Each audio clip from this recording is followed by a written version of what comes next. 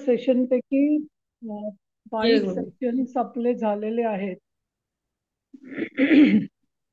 So मला तुम्हाला विचारायचं आहे की तुमच्या स्वतःच्या थॉट प्रोसेसमध्ये काय बदल झालाय आता गेल्या 5 दिवसात. कारण तुम्ही 2-4 वेळा बेसिक कोर्स केलेला असेल किंवा ते 21 दिवसाचं रुटीन तुमचं सेट झालं होतं आणि वाटत होतं की आता आपल्याला सगळं कळलंय. ज्यांनी 4-5 वेळा कोर्स केला त्यांना तर वाटत असेल की आता मी छान हेल्दी झालोय, अजून काही करायचे नाही, हे फॉलो केलं बास आहे, असं वाटलं असेल तुम्हाला एका पॉइंटला. पण आज 5 दिवसानंतर तुम्हाला स्वतःमध्ये काय बदल जाणवतो वैचारिक. कारण बाकी नवीन आपण काहीच शिकत नाही आहोत की बदलायचं फारसं काही तुम्हाला रुटीन मध्ये सांगितलं नाहीये. कारण सर्कॅडियन रिदम बदलायचा नाहीये. रात्रीची 14 तासाचा जो काही तुमचा उपास आहे 12 ते 14 तासाचा तो कंटिन्यू ठेवायचा आहे. तुम्ही काय खाताय सात्विक राजसिक तामसिक ह्याच्यात काही बदल नाहीये. सो बेसिक तुमच्या लाईफस्टाईल मध्ये फारसा बदल करायची काही गरज नाहीये जे तुम्ही 21 दिवसात शिकलाय. पण आता तुम्हाला स्वतःविषयी काय जाणवलेलं जाणवतं ते माझ्याशी शेअर करा आणि मग आपण पुढे जाऊ. हा, मी बोलते. हा बोला ना. हा, जय गुरुदेव. असं हम्म. विचारच येत नाहीये डोक्यात आणि म्हणजे असं करायचं म्हटलं तरी पण माझा स्वभाव म्हणजे असं पटकन असं कोणाचं काही असं हे झालं की विचार डोक्यात असायचे तर ते येत नाहीये. शांत खूप झालंय पटकन डोकं इमोशनल. तुमचं. हा, आता ते म्हणजे आपोआपच लक्ष जात नाही असं ते डोक्यात हम्म. ओके. आणि फ्रेश वाटतं. हा, तो खूप मोठा बदल झाला. ओके. म्हणजे असं फ्रेश वाटतं, असं आनंदी. नाही तर असं सारखं असं विचार आता घरात आमच्या सगळ्यांनाच माहिती आहे घरामध्ये पटकन असं हे व्हायचं पण आता छान वाटतं मला असं एकदम. छान वाटतंय. Okay. Good. Very good change. Okay. Next. जय गुरुदेव. हा जय गुरुदेव बोला. मला ते सुरुवातीला तुम्ही जे सांगितलं होतं स्लाड्स वगैरे फळं वगैरे खाण्याचे, हम्म. तर त्याच्यामुळे एनर्जी खूप आली. हम्म. आणि ते जवसाचं जे ज्यूस केलं होतं त्यांनी पण खूप म्हणजे भूकच लागत नव्हती. हम्म. ओके. आणि ते लाडूनी तर खूपच म्हणजे असं काय काही गोष्टी आता त्या शब्दात सांगता येत नाहीत शरीराला किती बेनिफिट व्हायलाय. हा जाणवतंय पण तुम्हाला बेनिफिट आता. जाणवतं म्हणजे ते गाडीला हम्म. सर्व्हिसिंग केल्यावर कसं वाटतं क्लच ब्रेक वगैरे हम्म. तसं ते तसं बॉडीमध्ये जाणवतं असं ते. ओके. व्हेरी जय गुड. गुरु.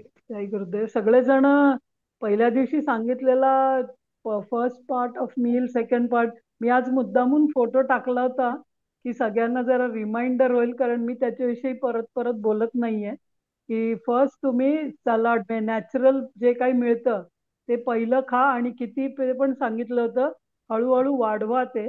आणि सेकंड पार्ट एक प्लेट आणि दुसरी प्लेट असं दोन लक्षात ठेवा. आपलं वजन इंटू 10 ग्रॅम्स तुम्हाला रीच करायचं आणि मग आयुष्यभर तसं खाल्लं तरी चालेल. First meal of the day.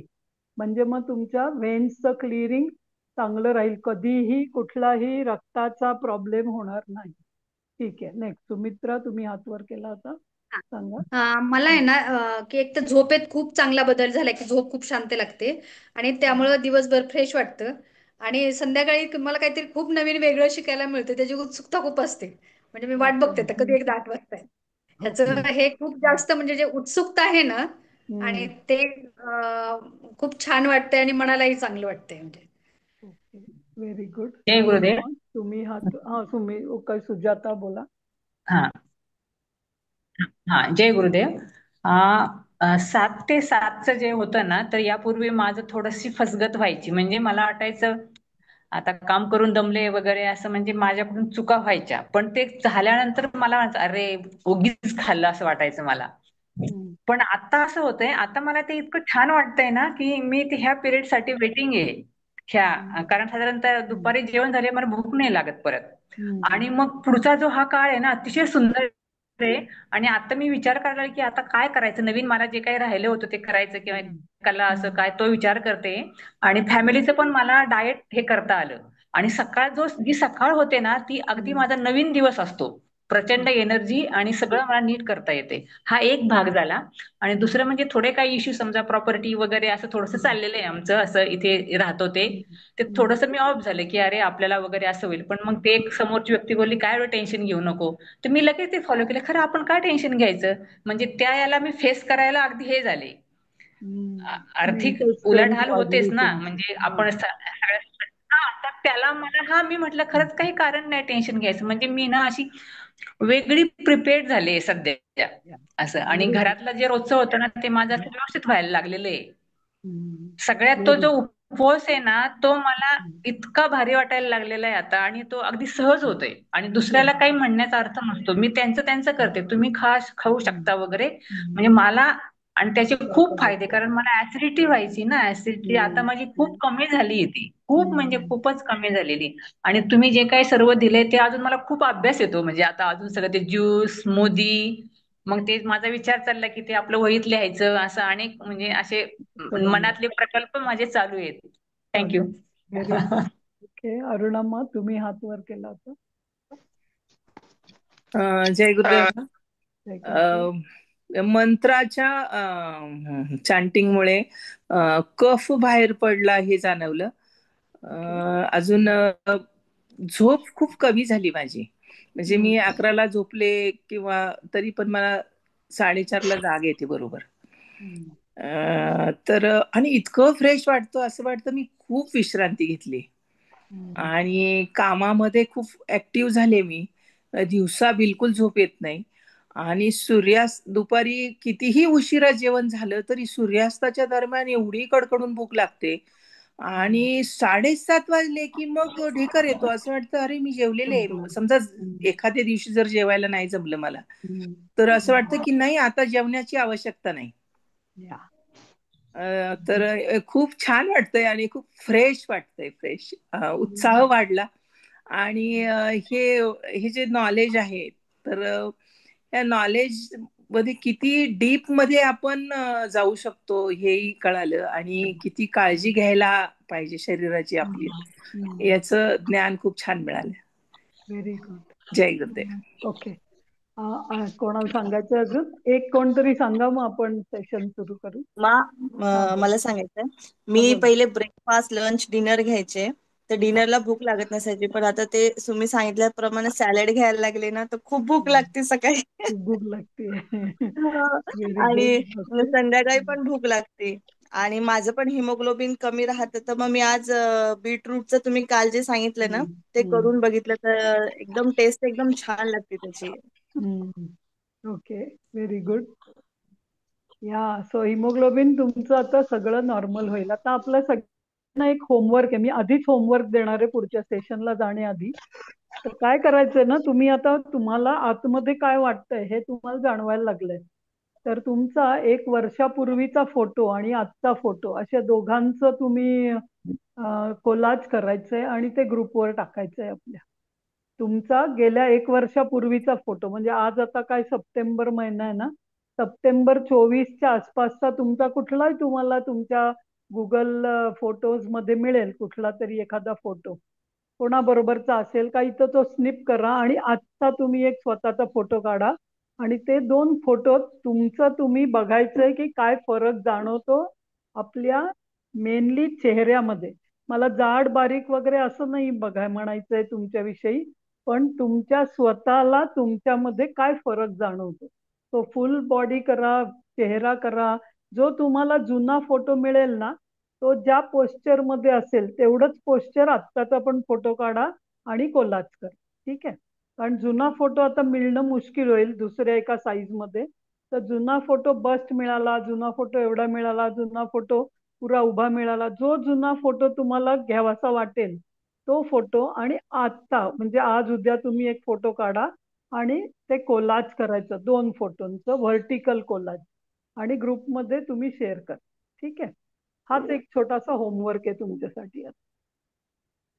Good. तर आज आपण काय शिकणार आहोत, तर ती खूप सिंपल आणि खूप छोटी गोष्ट आहे की जी आपल्याला असं वाटतं की त्यात काय आहे. ओके, पण खूप काही गोष्टी आहेत की ज्या शिकल्या पाहिजेत असं वाटेल तुम्हाला त्याच्याविषयी.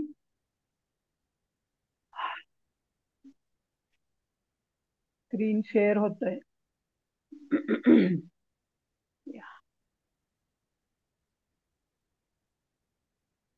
दिसतंय ना? तर आपण आतापर्यंत नेहमी बघितलंय की फूड इज औषध. ओके, अन्न हे औषध, ह्याच्यावर आपण खूप गेल्या 21 दिवसांमधच्या सेशन्स मध्ये पण बोललो आणि नॉर्मल मध्ये पण आपण बघितलं की काय जेवणात बदल केल्याने कसं काय आपल्याला ऍडजस्ट होता येईल. तर आज आणि उद्या 2 सेशन काय बघणार आहोत, तर पाणी हे औषध म्हणून कसं वापरू शकतो किंवा पाणी हे अन्न म्हणून कसं वापरू शकतो, आणि मग लिक्विड फास्ट.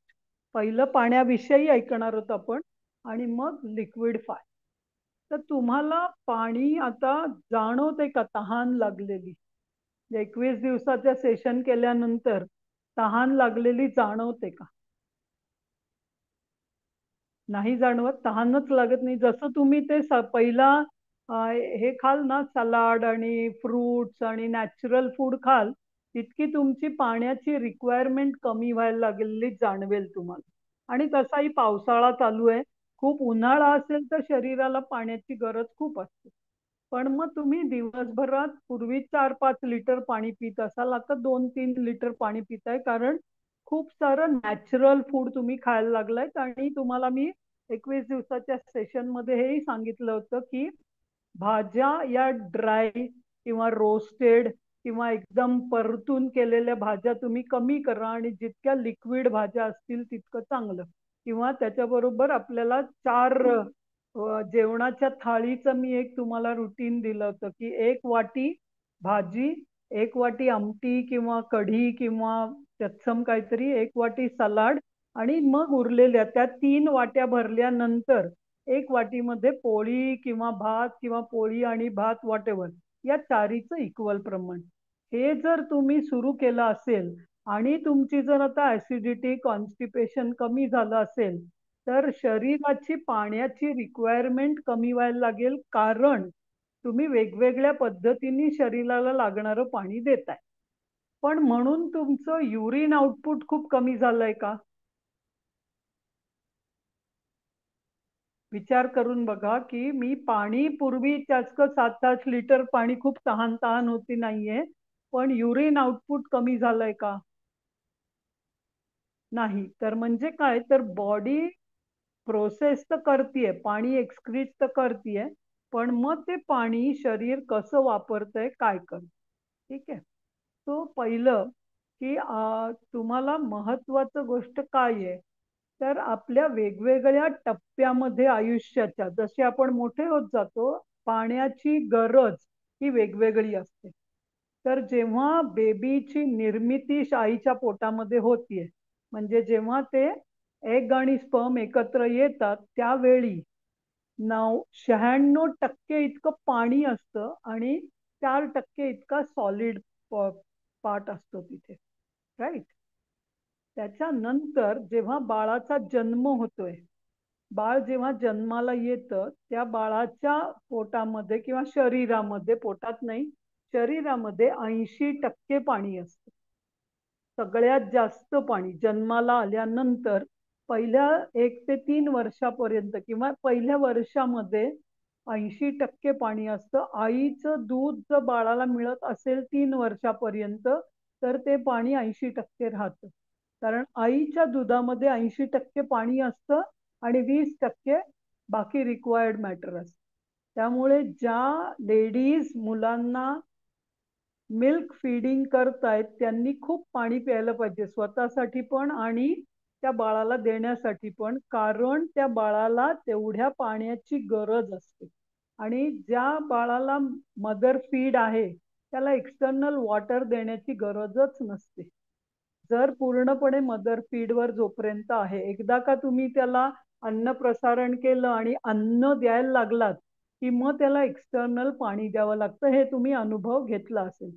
त्यामुळे त्याला 80% इतकं पाणी तेव्हा आहे. आपल्या प्रौढ म्हणजे की साधारणपणे मी म्हणेन 4 वर्षापासून 5 वर्षापासून ते 30-40 वर्षापर्यंत 70% पाणी असतं आपल्या शरीरामध्ये. म्हणजे काय होतं, जसजसे आपण मोठे होतो तसं ऍक्च्युली पाण्याचं प्रमाण कमी होत जातं. आणि एका 50-60 वर्षानंतर जर आपण स्वतःला वृद्ध समजायला लागू, म्हणजे जेव्हा आपली स्नायू शिथिल होतील, जेव्हा आपले हार्मोनचं सिक्रिशन कमी होईल, जेव्हा आपल्याला वाटायला लागेल की आता माझी शक्ती कमी झाली आहे, तेव्हा पाणी पण तुमचं कमी होतं. म्हणजे जसं शरीर हे वृद्ध व्हायला लागतं तसं पाण्याची त्याची गरज किंवा त्याची कपॅसिटी टू स्टोअर कमी व्हायला लागते. तो तुम्ही असं बघा, जर एक बॉडीमध्ये दाखवलं ते डार्क ब्लू जे आहे ना ते पाण्याचं प्रमाण आहे. तर जसा जसा माणूस पहिलं फक्त डोकं ठेवलंय म्हणजे ते काय खूप 20% तेवढा भाग खाली आहे, हळूहळू पाणी खाली खाली यायला लागलंय. जर हा असं आपण एखादा बॅरोमीटर समजला की किंवा तुम्ही थर्मामीटर कसा बघता ना तसं समजलं शरीराला, तर जसं वय वाढत जातं तस तसं शरीरातलं पाणी कमी कमी कमी होत जातं. ओके, हे लक्षात आलं सगळ्यांच्या? ओके, मग आता जसं शरीरामध्ये पाणी आहे, फक्त पाणी नाहीये, ते पृथ्वीवरचं पाणी असं सगळं सारखं आहे का पाणी? समुद्रातलं पाणी, नदीमधलं पाणी, तलावातलं पाणी, तुमच्या घरातल्या टँकवरचं पाणी, तुमच्या ग्लासमध्ये घेतलेलं पाणी किंवा तुम्ही वॉटर बॉटल विकत घेता त्यातलं पाणी, हे सगळं पाणी सेम आहे का? म्हणजे केमिकल फॉर्म्युला त्याचा H2O असेल. Okay, 2 hydrogen molecule 1 oxygen molecule बनून बनलेलं पाणी. पण मग समुद्राचं पाणी, नदीचं पाणी, जे वाहती नदी आणि तलावाचं यातला फरक काय आहे? तलाव हा शांत आहे, हलत नाही, ते पाणी कुठेही वाहत नाही. नदी ही पूर्ण म्हणजे डोंगरात कुठेतरी सुरू होऊन ती समुद्रापर्यंत वाहतं पाणी आहे. आणि समुद्राचं पाणी आहे ना ते वाहत पण नाहीये, स्थिर पण नाहीये, ते वर खाली होणार, म्हणजे ज्यात लाटा येतात असं पाणी आहे. आणि काय महत्वाचं आहे त्याच्यामध्ये, सॉल्ट आहे आणि तो हेवी वॉटर आहे. तो तलावातलं पाणी आहे, तर तुमच्या घरामध्ये सपोज बोरवेल असेल तर बोरवेल म्हणजे काय, तर जमिनीच्या खालचे स्त्राव जे आहेत किंवा तलावासारखंच त्याला म्हणा, विहिरीमधलं पाणी, तर त्याच्यामध्ये खूप क्षार असतात. नदीच्या पाण्यामध्ये खूप कमी क्षार असतात. स्ट्रीम असेल किंवा धबधबा असेल, नदी असेल, तर त्याचं पाणी हे हलकं असतं, कारण ते पाणी वरून खाली पडतं, ते वाहतं पाणी, आणि वाहतं पाणी हे वेगळं असतं. समुद्राचं पाणी हे सगळ्या जगातले सगळे प्रॉब्लेम स्वतःकडे ठेवून, म्हणजे ती नदी जे घेऊन आली ते सगळं त्यांनी घेतलं. मग आता आपल्या शरीरामध्ये पण वेगवेगळ्या ठिकाणी पाणी आहे, आणि ते पाणी जसं बाहेर पाणी आहे तसंच आतमध्ये पाणी आहे, म्हणजे त्या पाण्याचे स्रोत पण आतमध्ये आहे. सो आपलं नदीतलं पाणी म्हणजे तुमच्या रक्तवाहिन्यांमध्ये वाहणारं पाणी, सेल्स मध्ये असलेलं पाणी, हे कसं आहे तर वाहतं पाणी आहे. जसं तुमचा ब्लड आहे, तर रक्त ज्याचं घट्ट होईल त्याला खूप डिसीज येतात. म्हणजे तुम्ही म्हणता ना रक्तात कोलेस्ट्रॉल वाढलंय किंवा रक्ताच्या गाठी होतात, किंवा काही लोकांना कितीही खाल्लं तरी रक्त ती एनर्जी घेऊनच जाऊ शकत नाही, कारण रक्तामध्ये जे काही त्याचा फ्लो असला पाहिजे तो स्लो होतो आणि त्याच्यात कोॲग्युलंट्स वाढतात, म्हणजे त्यात तरंगणाऱ्या खूप अनावश्यक गोष्टी वाढतात. किंवा ज्यांना डायबेटीस होतो ना त्यांच्या रक्तातली साखर वाढली असं म्हणता ना तुम्ही, त्याची रक्तातली साखर वाढली, आणि मग तेव्हा जसजशी ज्यांचा डायबेटीस 5 वर्ष झाली, 10 वर्ष झाली, असा ज्यांना डायबेटीस खूप वर्ष आहे, त्यांचा मेन प्रॉब्लेम काय होतो, तर त्यांचं रक्त घट्ट व्हायला लागतं, कारण त्या रक्तातलं पाणी कमी होतं आणि त्यातलं बाकी वाढायला लागतं. आणि त्यांना डॉक्टर पण सांगतात की जनरली डायबेटीसवाल्यांना रात्री किंवा नॉर्मली बरेच वेळा युरिन पास करावं लागतं, त्यामुळे ती लोक हळूहळू ऑटोमॅटिकली पाणी कमी प्यायला लागतं न कळत त्यांच्या. मग त्यांचं पाणी हे नदीच्या प्रवाहासारखं न होता तलावासारखं बनतं. तुम्ही आता डायबेटीस सारखा रोग किंवा रक्तामध्ये कोलेस्ट्रॉल ज्यांचं वाढलंय किंवा जे प्री डायबेटिक आहेत किंवा ज्यांचं रक्त घट्ट व्हायला लागलंय त्यांच्यासाठी अर्थ काय झाला तर रक्त हे जे नदीसारखं होतं ते आता तलावासारखं झालंय. तुम्हाला नदी आणि तलावातला फरक माहितीये ना? नदी काय आहे तर कंटिन्युअस वाहणारं पाणी आहे. नदीचं पाणी कधीच खराब नाही असं म्हणतात, कारण ते जे काही आहे ते घेऊन जाईल, त्याला काही तुम्ही खराब नाही होत ते. पण तलावाचं पाणी काय आहे तर साठलेलं पाणी आहे. आणि जिथे जिथे पाणी साठलेलं असेल तिथे बॅक्टेरिया वाढतात. तिथे कुठलेही जर्म्स, कृमी सगळं वाढतं. पण वाहता पाण्यामध्ये बॅक्टेरिया जास्त राहूच शकत नाही, कारण ते वाहून जाणार. समुद्राचं पाणी काय आहे तर ते समुद्राचं पाणी सगळ्यांचे प्रॉब्लेम घेणार आहे. तर समुद्राचं पाणी म्हणजे तुमच्या मेंदूमध्ये जे पाणी आहे किंवा नर्वस सिस्टीम मध्ये जे पाणी आहे ते समुद्रासारखं आहे. समुद्रासारखं म्हणजे काय आहे तर सगळ्यांना इन्क्लूड करणारं टाईपचं पाणी आहे. नदीचं पाणी म्हणजे काय तर ते वाहून जाणारं पाणी आहे, जास्त टिकणारं नाहीये. सगळ्या पेशी किंवा रक्त किंवा जिथे कुठे फ्लो आहे, जिथे कुठे सर्क्युलेशन, तो आपल्याला रोग झाला याचा अर्थ काय आहे? कुठलाही रोग, मग तुम्ही म्हणा की माझं डोकं दुखतं, कोणी हात दुखतो, कोणी पोट दुखतं, जे काही डिस्टर्बन्स आहे म्हणजे काय तर समुद्रासारखं पाणी शरीरामध्ये नकोय आपल्याला. नदीसारखं पाणी पाहिजे. जे 70% पाणी आहे त्यातलं 3% आपलं पाणी ब्रेनसाठी लागतं. बाकी सगळं 67% पाणी नदीसारखं असलं पाहिजे. पण माझ्या कुठल्या तरी शरीराच्या अवयवाला रोग झाला म्हणजे तिथे असलेलं पाणी हे नदीसारखं न वाहता तलावासारखं शांत झालंय. हळूहळू हळू तो तलाव, ते साठलेलं पाणी इन्फ्लमेशन म्हणून येतं. कोण म्हणतात की माझे नुसते बसलं की पाय खाली सुटतात किंवा शरीराला जडत्व येतं. हे सगळं शरीरातलं साठलेलं अनावश्यक पाणी, कफ, पित्त हे सगळं तलावासारखं होऊन त्यालाच आपण म्हणतो डिसीज. म्हणजे डिसीजचा मी तुम्हाला एक वेगळा अँगल दिलाय आज, की शरीरातलं पाणी जेव्हा वाहणं थांबतं, त्याची फ्लुइडिटी कमी होते, तेव्हा डिसीज येतो शरीरामध्ये. आणि त्याचं मेडिकल टर्म्समध्ये नाव आहे इन्फ्लमेशन. त्याचं मेडिकल टर्म्समध्ये नाव आहे इन्फ्लमेशन. किंवा कुठेतरी तुम्हाला असं पाणी साठून राहिलंय. म्हणजे काही लोकांना तर संधिवात, जॉईंट पेन येतो, हात किंवा शोल्डर, फ्रोझन शोल्डर म्हणतात. म्हणजे काय तर तिथे आता रक्त वाहत नाही, तिथे रक्त पूर्ण पोचू शकत नाही, त्यामुळे एनर्जी मिळत नाही. किंवा कोण म्हणतं अल्झमेर झालं, म्हणजे काय तर त्यांच्या ब्रेन पर्यंत रक्ताचा पुरवठा होत नाही, त्यामुळे त्यांना विसरायला होतं. तो जेव्हा तुमच्या शरीरातल्या पाण्याचा नदीसारखा असलेला शुद्ध प्रवाह खराब होईल आणि ते पाणी तिथे स्टॅग्नेट होईल, याचा अर्थ आपल्याला रोग यायला सुरुवात झालीये. आणि ती कशी समजायची हे आपण पुढे बघणार. तर वेगवेगळ्या सेल्समध्ये, शरीरामधल्या वेगवेगळ्या सेल्समध्ये किती पाणी असतं ते बघा. मी तुम्हाला पूर्ण शरीरात 70% पाणी आणि 30% हवा आणि पृथ्वी या दोघांचं, पृथ्वी म्हणजे जडत्व. आता एकेका सेलमध्ये बघूया. आपली स्किन, त्वचा. जर तुमची त्वचा ड्राय नसेल झालेली, म्हणजे तुम्हाला काल मी सांगितलं ज्यांना पित्त वाढलंय, ज्यांचा वात वाढलाय, त्यांची काय होते, स्किन ड्राय होते. नॉर्मली स्किन 20% वॉटर असलं पाहिजे आणि मग तुम्हाला ती स्किन चांगली दिसते, तुकतुकीत दिसते, सॉफ्ट असते. त्यात स्किनला 20% वॉटर पाहिजे. तुमचे जे मसल्स आहेत त्याच्यामध्ये 75 to 80% पाणी पाहिजे.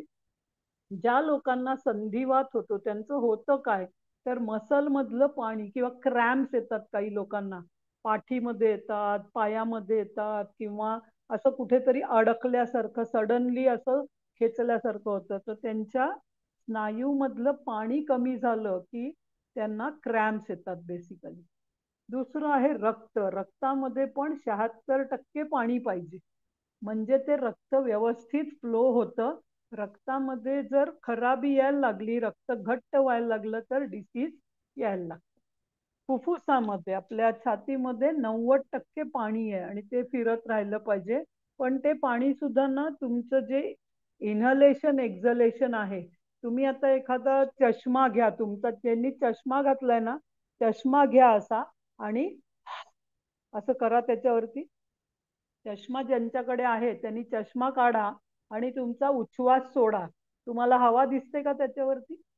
बाष्प आल्यासारखं दिसतं चष्म्यावर, राईट? ते कुठून आलं बाष्प? तुम्ही काही पाणी फेकलत का? नाही. तर तुमच्या श्वास उच्छ्वास कसा बाहेर पडतो, तर त्याच्यामध्ये फक्त हवा नाहीये, त्यात पाणी सुद्धा बाहेर पडतं. त्यामुळे फुफ्फुस हे तुमचं भरपूर पाणी असतं त्याच्यामध्ये. त्याच्यानंतर तुमच्या संयोजी युती म्हणजे जॉईंट मधल्या सेल्स, त्याच्यामध्ये पण 60% वॉटर आहे. ब्रेन मध्ये 2 प्रकार आहेत, ग्रे मॅटर आणि व्हाईट मॅटर.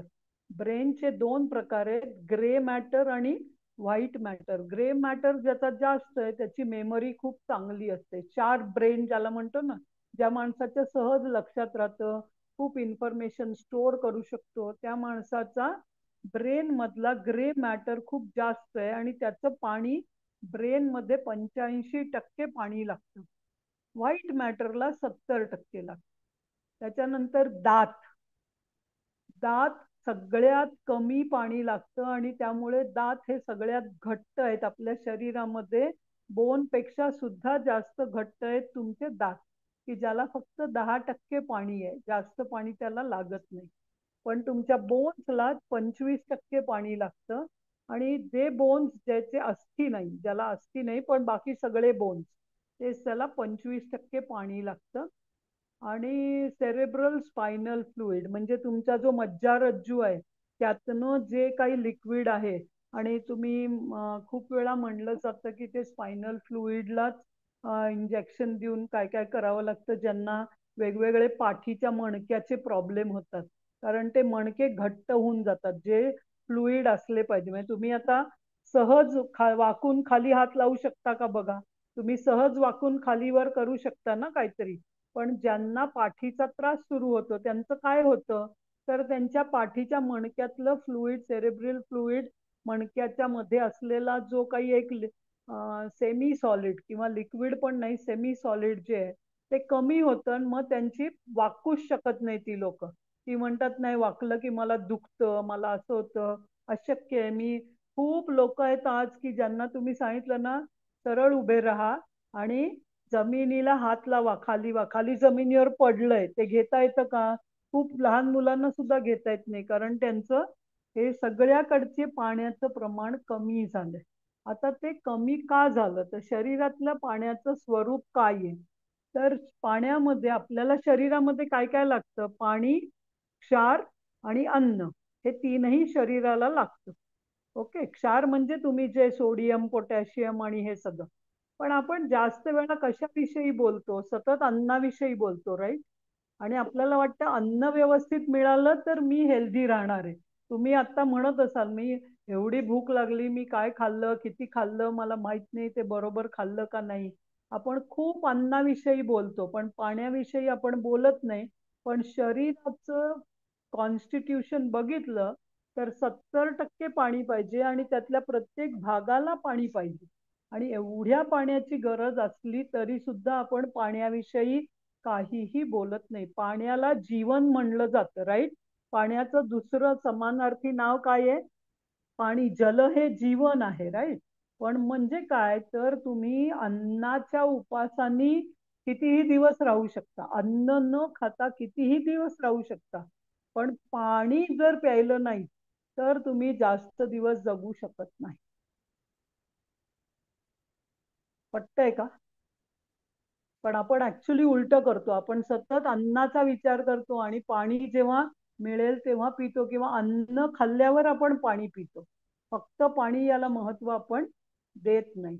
तो पाण्याची जर कमतरता शरीराला झाली, एखाद्या व्यक्तीला क्षार कमी पडले म्हणजे काय, कॅल्शियम डेफिशियन्सी आहे, पोटॅशियम डेफिशियन्सी आहे, कुठली तरी डेफिशियन्सी आहे, तर आता पोटॅशियम डेफिशियन्सी आहे, केळं खा तुझं भरून येईल. कॅल्शियम डेफिशियन्सी आहे, तू काही विड्याचं पान खा, पालक खा, हे खा, असं आपण सांगून तो ती डेफिशियन्सी भरून आणू शकतो. अन्नाची डेफिशियन्सी पण आपण भरून आणू शकतो. पण जर तुम्ही अन्न खाल्लं, करून बघा एक दिवशी, ज्या दिवशी उपवास आहे, की थोडंच खा पण पाणी शून्य प्या. निर्जळी उपवास आपण वर्षातनं एकदा करतो ना, निर्जळी एकादशी, मोठी एकादशी जी असते ती. त्या दिवशी पाणी पण न पिता, तुम्ही बघितलं असेल तर मुसलमान लोक जेव्हा रोजे करतात ना, तेव्हा ते सूर्योदयापासून सूर्यास्तापर्यंत पाणी सुद्धा पित नाही. सूर्यास्त झाल्यावर खातात आणि मग सूर्योदयाच्या आधी खातात. म्हणजे आपण जे सर्कॅडियन करतो ना, त्याचे एक्झॅक्टली ते अपोजिट करतात. पण ते स्पेसिफिक 40 दिवस करतात. ऍक्च्युली ते लोक ज्या सौदी अरेबिया, त्यांची जी मेन भूमी आहे तिथं हे बरोबर आहे.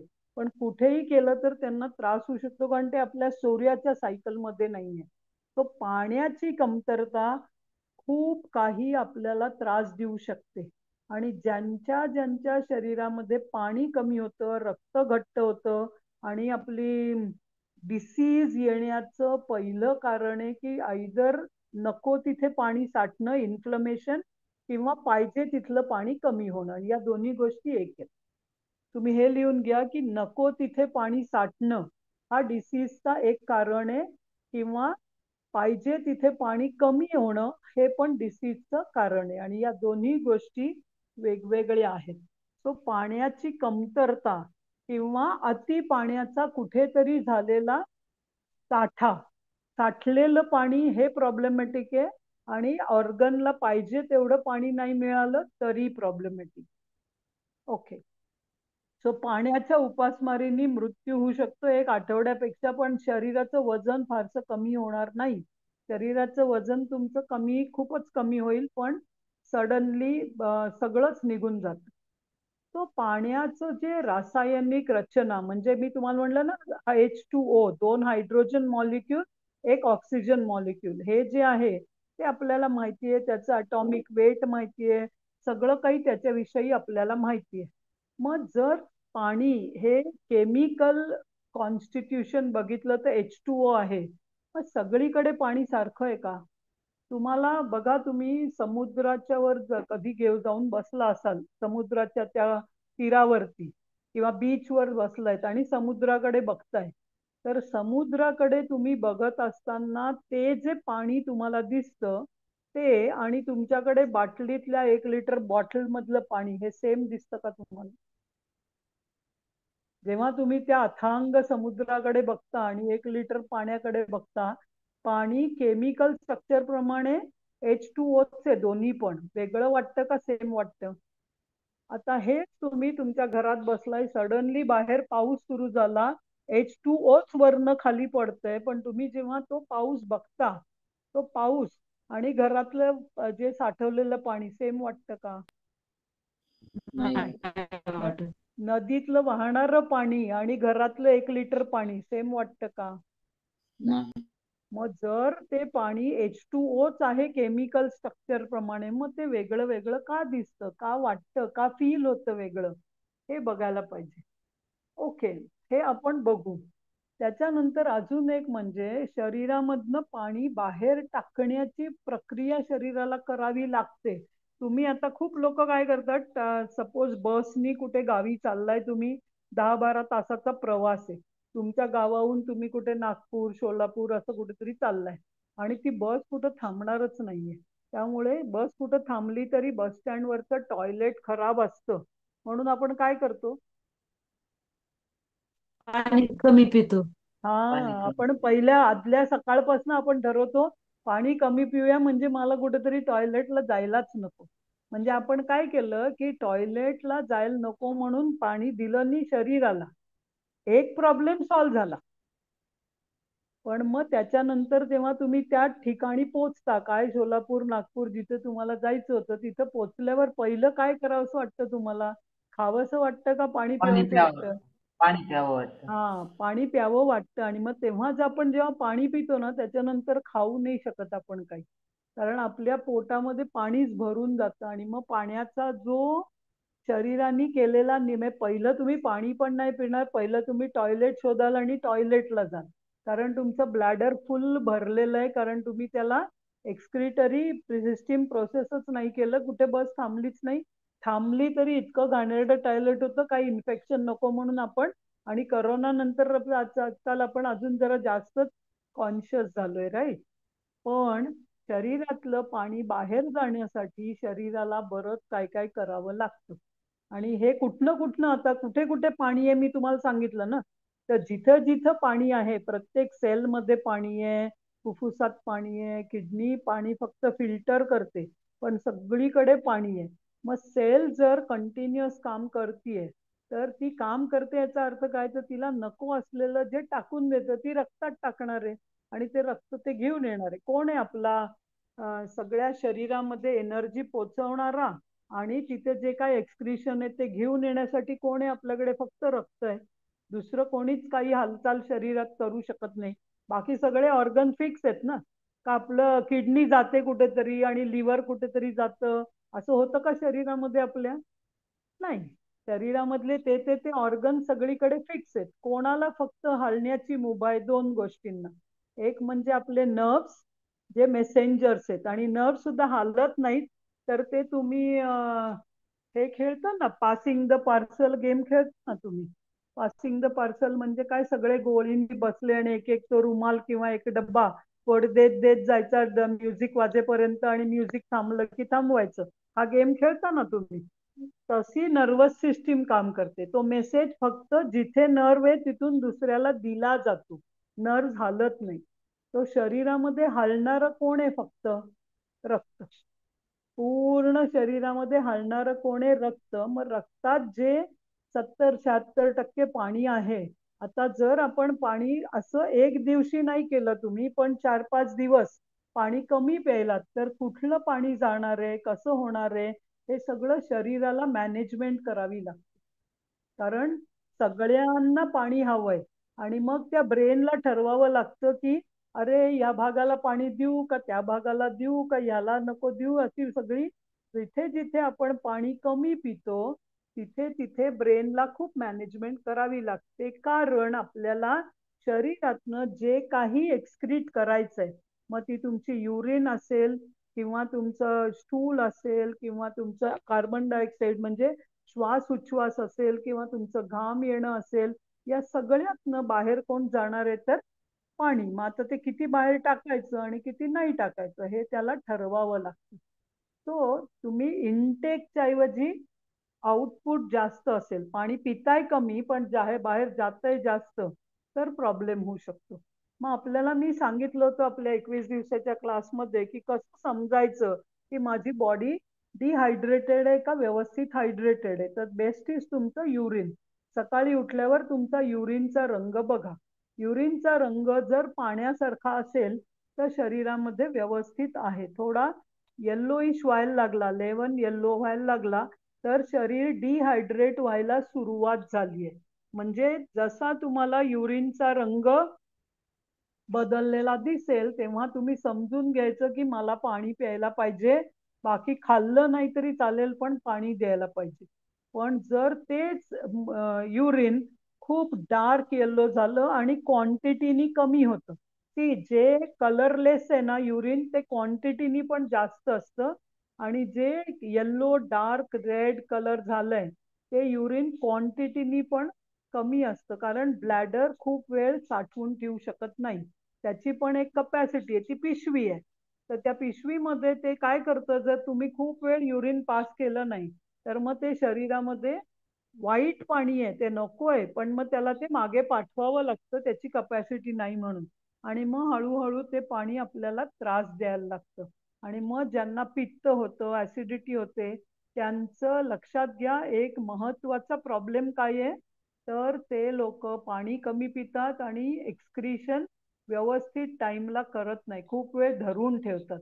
हे चांगलं नाही, ते चांगलं नाही, मग इकडं जाऊ तिकडं जाऊ करत टाइमपास करतात, जात नाही. अशा लोकांना लवकर ऍसिड, अशा मुलांना पण लवकर ऍसिड. आजकाल तर मला खूप आया सांगतात की माझा मुलगा शीच करत नाही, 2-2, 3-3 दिवसांनीच शी करतो म्हणे. हे इतकं कठीण आहे. आणि ते खातात काय मग, पिझ्झा, बर्गर आणि कॅडबरी आईस्क्रीम. म्हणजे ते इतकं खराब आहे, ते आत आहे. 2-2 दिवस जर ते बाहेर नाही आलं तर ते सडणार आहे. त्याच्यासाठी बाहेर टाकण्यासाठी पाणी पण जास्त लागणार आहे, पण मुलं पाणीच पित नाही. त्याच्याऐवजी ते काय पितात? पेप्सी, कोका कोला हे सगळं शुगर वॉटर पितात. म्हणजे लहानपणापासून तुमच्या सगळ्या अवयवांची खराबी केली तर तुम्हाला शरीराला काहीही कुठल्या तरी एका अवयवाला त्रास होणार आहे. मग आपले एक्सक्रिटरी ऑर्गन्स काय आहेत? तर किडनी आहेत, लंग्स आहे, लिव्हर आहे, जिथून शरीरातून ब्लड मधनं आलेलं सगळं, आणि तुमची स्किन आहे, हे लास्ट आहे ते स्किन आहे. तर यातनं पाणी बाहेर जायलाच पाहिजे. जोपर्यंत ते पाणी बाहेर जात नाही तोपर्यंत तुमच्या शरीराची शुद्धी होतच नाहीये.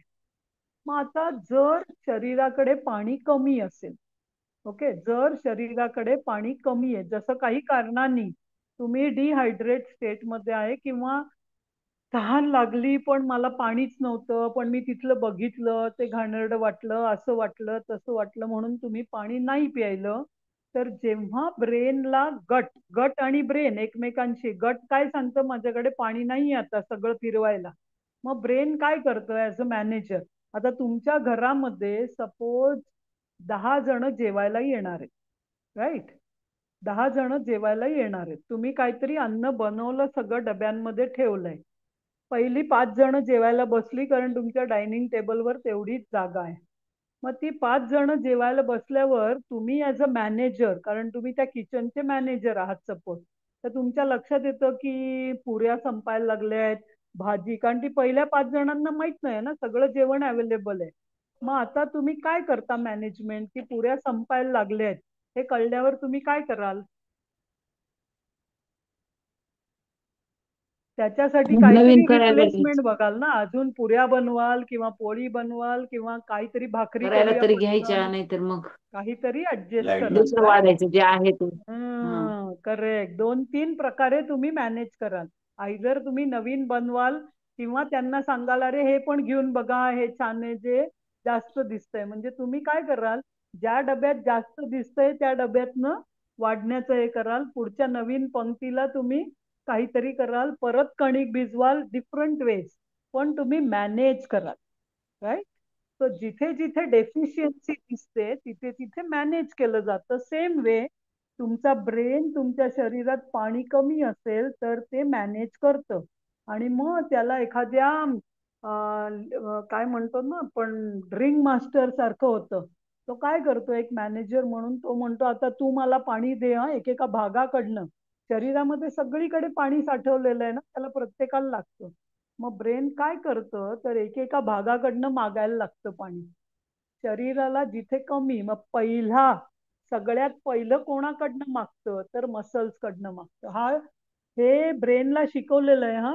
मग तुम्ही ठरवलं मी आता इकडनं नको तिकडे, असं होत नाही. हे रेकॉर्डिंग ब्रेन मध्ये फिक्स आहे आपण जन्म घेतला तेव्हा, की जर पाण्याची कमतरता झाली तर पहिलं पाणी कुठून घ्यायचं, तर मसलमधनं घ्यायचं. मग ज्या लोकांना रात्री झोपेमध्ये पायात क्रॅम्प्स येतात, याच्यात काय होतंय तुमच्या आता कळेल काय कुठल्या आजाराचा प्रॉब्लेम काय आहे. तर पहिलं काय आहे, पायात क्रॅम्प्स रात्री येतात, मसल असं पकडून जातो, उठताच येत नाही, असं स्ट्रेच झाल्यासारखं वाटतं. याचा अर्थ काय आहे, तर शरीराला पाण्याची गरज आहे आणि तुम्ही पाणी प्यायलं नाही. आणि आता आपण जेव्हा हे सर्कॅडियन करतो ना, तेव्हा काय होतं, 6:30-7ला जेवलोय आणि त्याच्यानंतर तहान नाही लागत, म्हणून तुम्ही सकाळी 6 पर्यंत पाणीच नाही प्यायलं तर मग तुमच्या शरीराची एखाद दिवशी गरज कमी होऊ शकते.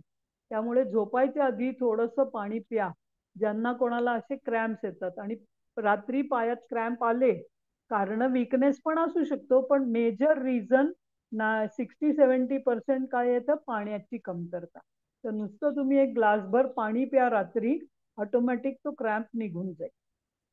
दुसरं म्हणजे मसल मधनंही पाणी ब्रेननी घेतलं. आता मसल पण म्हणतात माझ्याकडे याच्यापेक्षा जास्त नाहीये, मग ब्रेन कोणाकडे जाईल, भिक्षांदेही सारखा ब्रेन फिरतो, मग तो जातो पोटाकडे.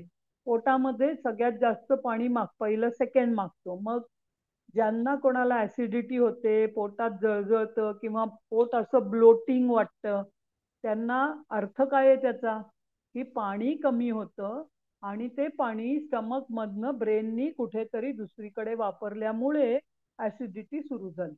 तर म्हणजे काय, तर ज्यांना ऍसिडिटी, पोटात जळजळ, ब्लोटिंग आहे त्यांनी थोडं थोडं वॉर्म वॉटर रेग्युलरली प्यायलं आणि ती शरीराची पाण्याची कमतरता भरून काढली तर औषधांशिवाय, म्हणजे जर तुम्ही पण ह्याच्यासाठी जेलुसिल किंवा काय त्या पॅन्डी आणि असल्या कुठल्या ऍसिडिटीच्या टॅबलेट्स घेतल्यात ना, तर ती टॅबलेट त्याच्यामध्ये अल्युमिनियम असतं. हा, जेलुसिल खूप डेंजरस आहे.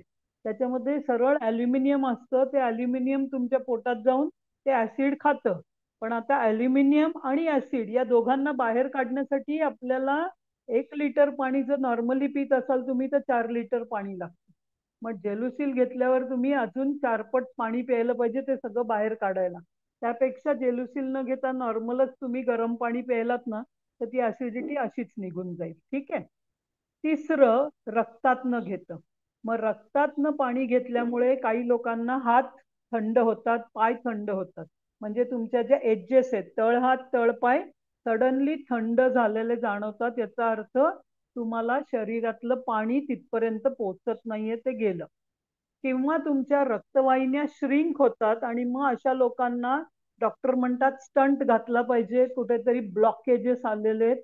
त्याचंही स्टार्टिंग पॉइंट हाच आहे की रक्तवाहिन्यांचं आकुंचन झालंय, रक्त घट्ट झालंय आणि हाय ब्लड प्रेशर आहे.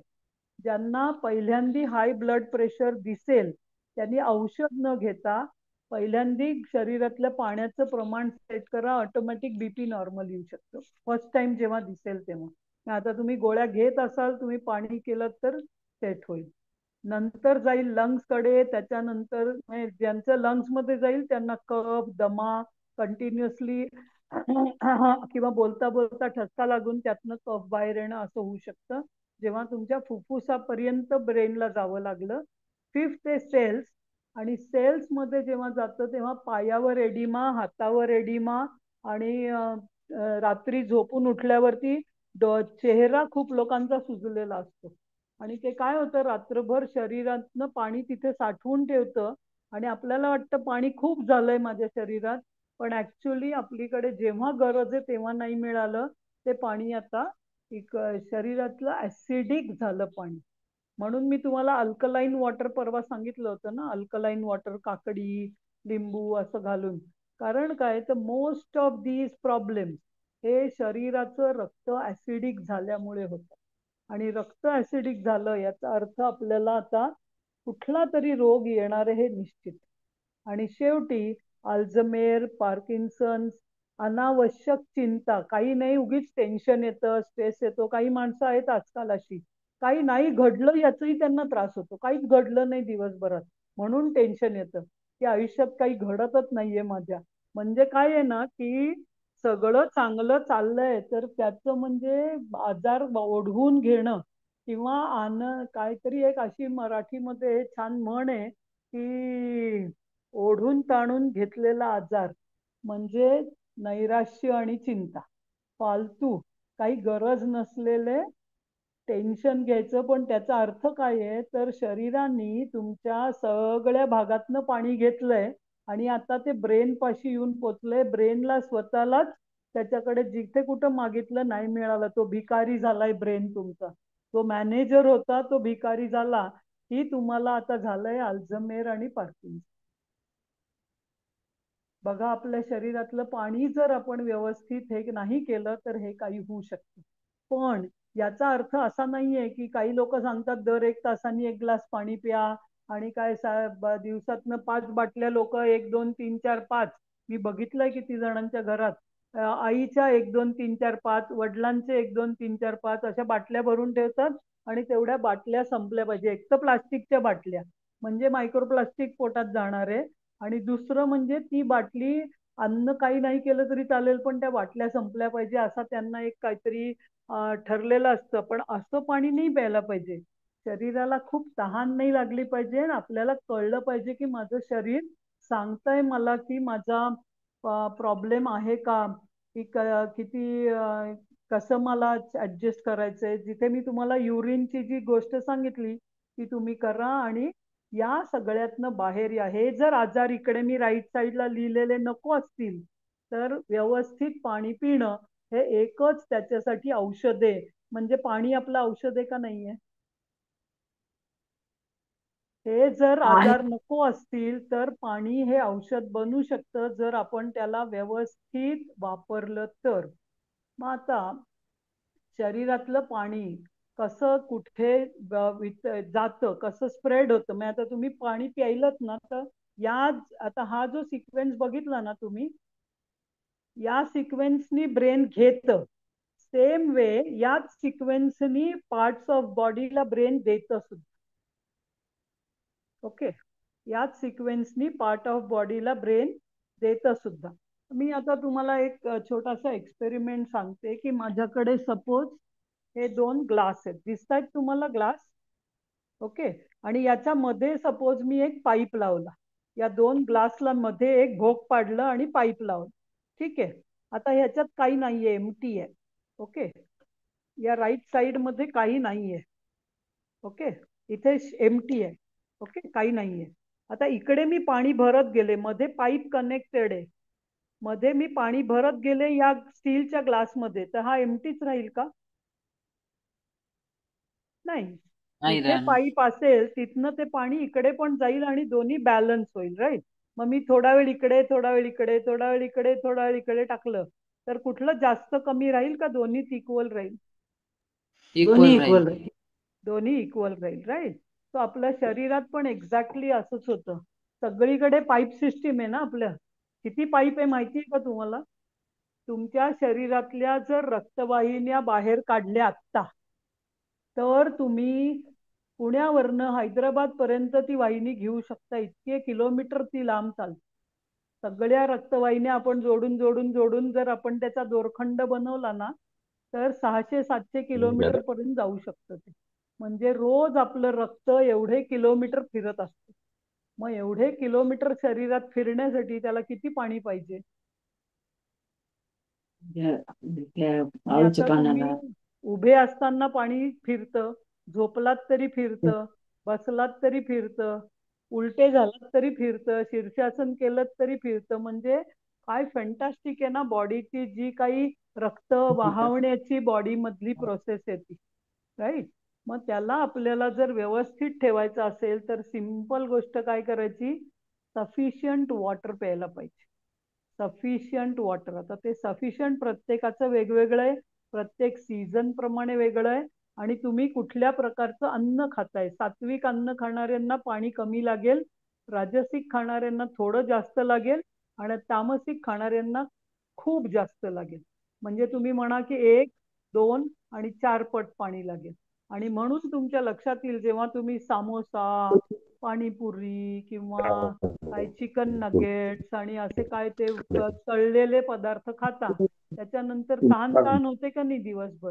किंवा जिलेबी खाता, गुलाबजाम खाता, ते जे डीप फ्राईड आहे ना, त्याच्यानंतर का पाणी लागतं? तर ते पचण्यासाठी शरीराला 3-4 पट पाणी लागतं. आणि मग आपण म्हणतो पावभाजी खाल्ली, खाताना काय मस्त वाटलं, पण त्यातला जो मसाला असतो ना, घरी केलीत तर तुम्ही ऍडजस्ट कराल, पण तुम्ही जर बाहेर जाऊन खाल्लीत तर त्याचा मसाला डायजेस्ट होण्यासाठी तुम्हाला खूप पाणी लागतं. आणि जेव्हा जेव्हा पाण्याची कमतरता होईल तेव्हा तेव्हा या आजारांना तुम्ही इन्व्हिटेशन देताय. सो हे आजार नको असतील तर फूड तर चांगलं सात्विक खाल्लंच पाहिजे, वेगस नर्व ऍक्टिव्हेशन केलं पाहिजे, प्राणायाम मेडिटेशन पण केलं पाहिजे, पण पाण्यालाही समजायला पाहिजे की मला किती पाणी पाहिजे.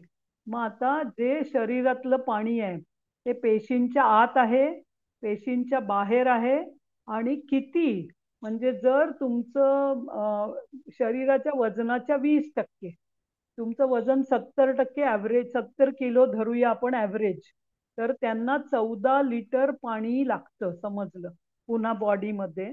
त्यातलं 3 लिटर प्लाझ्मामध्ये आहे आणि 11 लिटर सगळीकडे आहे बॉडीमध्ये आहे तुमच्या. किती पाणी आहे बघा, म्हणजे आपल्या शरीरामध्ये खूप पाणी लागतं. त्यामुळे पेशींच्या आत बाहेर तुम्हाला खूप काही करावं लागतं. आता एक गैरसमज खूप लोकांचा आहे की मी जेव्हा त्यांना विचारते की हा मी लिक्विड फास्ट करणार आहे, तेव्हा मी काय केलं तर चालेल. तर लिक्विड फास्ट मध्ये काय केलं तर चालेल याचा अर्थ नारळाचं पाणी, लिंबाचा रस, मी खूप ताक प्यायलं, मी फ्रूट ज्यूस प्यायले, त्यामुळे आज मी पाणी नाही प्यायलं, चालेल का असं मला विचारतात. तुम्हाला काय वाटतं, चालेल का? पाणी नाही. पाणी आहे आणि हे सगळं फूड आहे. ओके, तुम्हाला टोटल पेक्षा पाणी कमी लागेल, पण पाणी पूर्ण बंद नाही करायचं. तो तहान लागल्यावर पाण्याऐवजी या पदार्थांचं सेवन करून तहान भागवू नका. तहान भागत नाही, त्याच्याने पुन्हा पोटच भरतं आणि मग ते डायजेस्ट करण्यासाठी अजून पाणी लागतं. So be very careful. ही गैरसमजतनं बाहेर या. नाही नाही नाही, मी total no no no no no म्हणतेय तुम्हाला. पाणी हे पाणी आहे, शुद्ध पाणी प्यायला पाहिजे, तरच तुम्हाला तुमच्या शरीराला हँडल करणं सोपं होईल. तो ह्यातनं त्यातनं गेलेलं पाणी म्हणजे नारळाचं पाणी हे तर पूर्ण अन्न आहे, सलाईन म्हणून दिलं जातं, बरोबर आहे. पण जेव्हा सलाईनची गरज रोज लावतं का सलाईन आपण कोणाला जाऊन? सलाईन ही अशी गोष्ट आहे की जी डॉक्टरनी लावली पाहिजे. म्हणजे नारळाचं पाणी तुम्ही प्यायलं तर तुमच्या रक्तातली गरज काय, त्याच्यात खूप सारे विटॅमिन मिनरल्स आहेत, पण ते पाणी नाहीये. ओके, ते अन्न आहे. तो नारळ पाणी अन्न आहे, ज्युसेस अन्न आहे, लिंबू घातलं की पाणी, green tea, blue T, red T, सगळे टीज तुमचे अन्न आहे. ओके, मग आता काल तुम्हाला मी हे शिकवलं होतं, जल गायत्री. तर ज्यांना ज्यांना असं वाटत असेल माझ्या शरीरात पाण्याचा प्रॉब्लेम आहे, त्यांनी जल गायत्री करावी. आणि ही वरुण मुद्रा खूप सोपी मुद्रा आहे, करंगळी आणि अंगठा एकमेकांना जोडून. म्हणजे जेव्हा तुम्हाला असं टीव्ही बघताय किंवा ड्रायव्हिंग तुम्ही नाही ड्राईव्ह करत आहात, कोणतरी ड्राईव्ह करताय आणि तुम्ही मागे बसलायत, तर तुम्ही ही वरुण मुद्रा करून बसा. ब्रिदिंग करा नॉर्मल. प्राणायाम तुम्ही ही मुद्रा करता ना, चिन्ह मुद्रा, त्याच्याऐवजी ही मुद्रा करा आणि जलगायत्री म्हणा.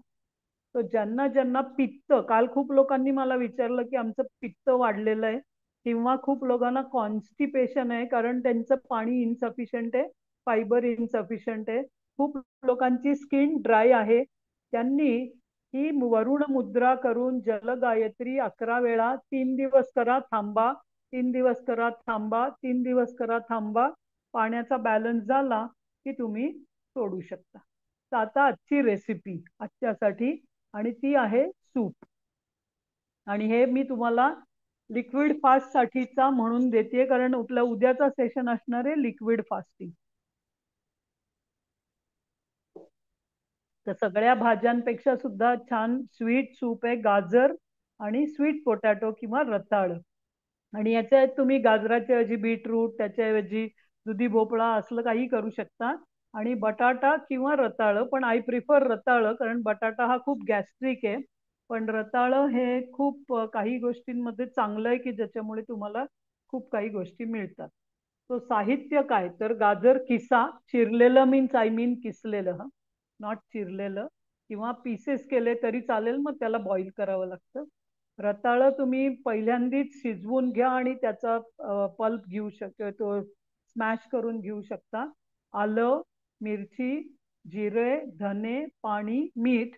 आणि काळी मिरी ही फार महत्वाची आहे सूपमध्ये, कारण ती तुमच्या इंटेस्टाईनला, ब्लॅक पेपर, मग हिरवी मिरची तुम्ही नाही घातली तरी चालेल, पण ब्लॅक पेपर खूप महत्वाचा आहे, कारण तो पोटातल्या आतल्या ज्या कृमींना आणि लेयर्सना क्लीन करण्यासाठी खूप मदत करतो. मग कसं करायचं, तर पहिल्यांदी तुम्ही आलं, जिरं, धने, मिरची हे सगळं ड्राय रोस्ट करून घ्या.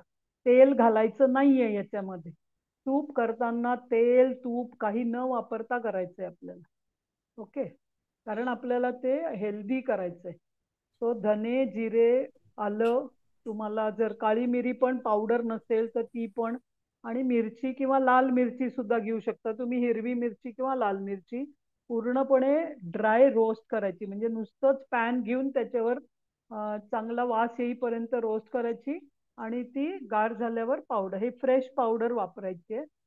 त्याच्यानंतर तुम्ही गरम पॅन मध्ये तो जो जे रोस्ट केलंय ना, त्याच पॅन मध्ये गाजर आणि रताळ, रताळ आधी शिजवून घेतलं तरी चालेल, मग अर्धा लिटर पाण्यात घाला, ते इथे शिजवू शकतो आपण मऊ होईपर्यंत. त्याला जितकं कसं आहे गाजर त्याच्याप्रमाणे त्याला लागेल वेळ. ते पूर्ण शिजल्यानंतर मिक्सरवर काढून घ्या, किंवा आय प्रिफर मिक्सर न घेता तुमच्याकडे ते पावभाजीचा स्मॅशर असतो ना, त्या पावभाजीच्या स्मॅशरनी स्मॅश करा. ते खूप पेस्ट होण्याची गरज नाही. खूप जर व्यवस्थित शिजलं तर जितकं कमी तुम्ही मिक्सर वापराल तितके तुम्ही विटॅमिन मिनरलना सेव्ह करताय. तो हँड क्रशरनी करा आणि मग ते उकळतच त्याच्यानंतर थोडं पुन्हा उकळूही शकता तुम्ही जास्त पाणी घालून, जसा काही तुम्हाला थिकनेस पाहिजे असेल तसा. तर तुम्ही या रंगाचं छान कॅरटचा रंग, त्याचा केशरी रंग येईल आणि रताळा असल्यामुळे तो लाल रंग थोडासा कमी होतो. पण मग वरनं गार्निश करा तुम्ही पेपर पावडर आणि काय कोथिंबीर एवढंच घातलंय वरनं. आणि हे एक फुल मील होऊ शकतं रात्री. तुम्ही जर तुम्हाला डिनर खूप भूक लागत नाही असं वाटलं तर याच्याबरोबर तुम्ही सलाड घ्या किंवा तुम्हाला जे काही छोटंसं खावंसं वाटलं तर. पण this is self one bowl is a full meal. ठीक आहे. It's a very simple. आणि याच्यात तुम्ही गाजर आणि रताळं रिप्लेस करू शकता. कधी दुधी भोपळा घ्या, कधी तुम्ही तो काय मला मराठीमध्ये दुधी दुधी म्हणतात. पंपकिन हा, पंपकिन पंपकिनचे पण बरेच प्रकार आहेत ना. Red pumpkin, green pumpkin, white डांगर पंपकिन, डांगर कुठलेही घेऊ शकता तुम्ही. आणि गाजरच्या ऐवजी बीटरूट घेऊ शकता. कुठल्याही ज्या भाज्या तुम्हाला पाहिजे ते करा. प्रोसेस हीच ठेवू शकता सिंपल. आणि पण हे थिक पाहिजे तर तुम्ही ते फूड सारखं खाऊ शकता. आणि ह्याच्यानी होईल काय तर तुमच्या इंटेस्टाईनला आणि ह्याच्यावर ज्यांना कोणाला कॉन्स्टिपेशन आहे छान अर्धा चमचा गाईचं तूप घाला वरनं गरम असताना. आणि मग तुमच्या इंटेस्टाईन कॉन्स्टिपेशन ज्यांना आहे त्यांना तर हे वरदान आहे की तुम्ही हे असं सूप जर रात्री प्यायलं तर सकाळी तुम्हाला फ्लोला काहीच प्रॉब्लेम येणार नाही. आणि हे फिल्टर करायचं नाही. त्यातल्या फायबर सकट खायचंय. म्हणून मी मिक्सी पण करू नका म्हणतेय. हँड त्या पावभाजीच्या स्मॅशरनी केलं तर फायबर पण इंटॅक्ट राहतात आणि खूप सहज सोपं होतं कोहळा तुमच्यासाठी. पण घेतलं तर चालेल ना मग? कोहळा थोडा पातळ, पाणी जास्त असतं कोहळ्याला. तो कारण कोहळा गाजर घेतला आणि तर रताळ हे चालेल. हा हा. नाही, कोहळा चालेल पण मग कोहळा किसून त्याचं पाणी काढून टाका आणि मग वापरा तुम्ही. कारण गाजर रताळ हे आता मी खात नाही ना 4 महिने चातुर्मास मध्ये. हा ठीक आहे, तुम्ही घेऊ शकता. फक्त कोहळ्याचं काय होतं, तुम्ही कोहळा किसा, त्याचं पाणी ओके वेगळं करा आणि मग वापरा एक्झॅक्ट. ठीक आहे. ओके. या. लाल आणि भोपळा तुम्ही पण कुठली चांगला भाजी होतो. खाता, लाल भोपळ्याचं मी उद्या सांगणार आहे तुम्हाला. ठीक आहे. ओके. ओके अच्छा सो थँक्यू. प्रेयर करूया उषमा. एक मिनिट एक विचारू का? हा विचारा ना. प्रेयर हा, करून घेऊया का पहिली, म्हणजे ठीक आहे मग चालेल मग चालेल. कोणाला काही ड्रॉप व्हायचं असलं तर सोपं होत. उषमा प्रेयर करूया. हो